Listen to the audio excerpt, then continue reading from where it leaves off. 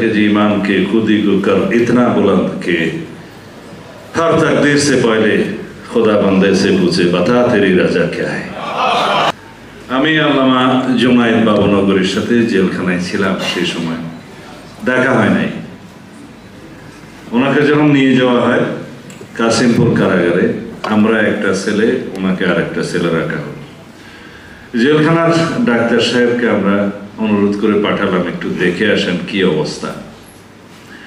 তিনি এসে বললেন ওনার হাঁটু অসম্ভব আকারে ফুলে গিয়েছে, ইনফেকশন হচ্ছে, ওনাকে প্রচন্ড নির্যাতন করা হয়েছে, তিনি মানসিকভাবে ভেঙে পড়েছেন এবং কাউকে দেখলে চিনতে পারছেন না। খাকি পোশাকে কাউকে দেখলেই উনি ভীত হয়ে যেতেন, কিন্তু তারপরেও তাকে জেলখানায় চিকিৎসা নিতে দেওয়া হয়নি।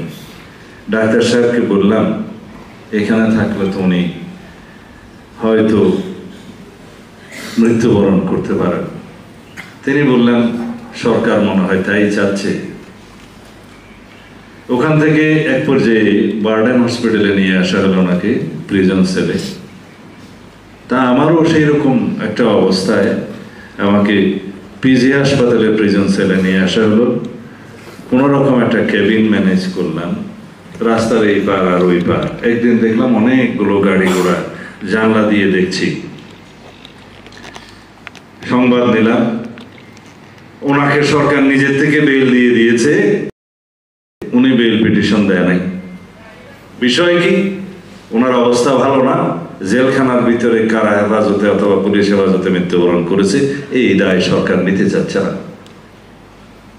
তৎকালীন ফ্যাসিস্ট হাসিনার সামরিক সচিবকে প্রেরণ করা হলো। ওনাকে জিজ্ঞেস করলেন যে আমরা আপনাকে বিদেশে প্রেরণ করতে চাই, পাসপোর্ট টাসপোর্ট সব আয়োজন করব, আপনার অবস্থা ভালো না। তিনি বললেন আলহামদুলিল্লাহ, আমি সরকারের কোনো অনুদানে বিদেশ যেতে চাই না, আমার অনেক সাগরিদ আছে, প্রয়োজন হলে তারা নিয়ে যাবে।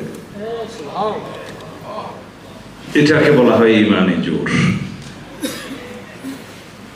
तो बोला है कि जी ईमान के खुदी को कर इतना बुलंद के हर तकदीर से पहले खुदा बंदे से पूछे बता तेरी रजा क्या है।